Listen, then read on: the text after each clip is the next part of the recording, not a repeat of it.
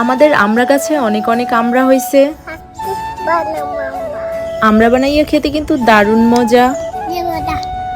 চলেন তাহলে আমড়া বানাইয়া খাই।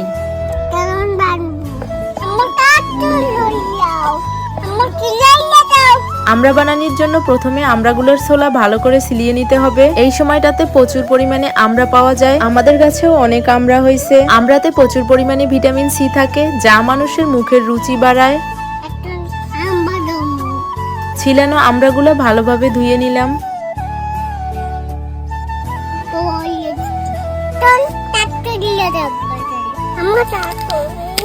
আমি আমড়াগুলোকে ছোট ছোট করে কেটে নিলাম।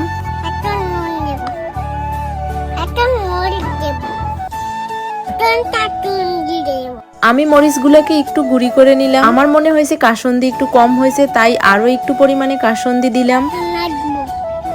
অনেকটা সময় ঝাঁকিয়ে ঝাঁকিয়ে আমড়াগুলোর সাথে সমস্ত উপকরণ ভালোভাবে মিশিয়ে নিলাম। দেখতে কিন্তু অনেক লোভনীয় হয়েছে, খেতেও নিশ্চয়ই অনেক মজার হয়েছে।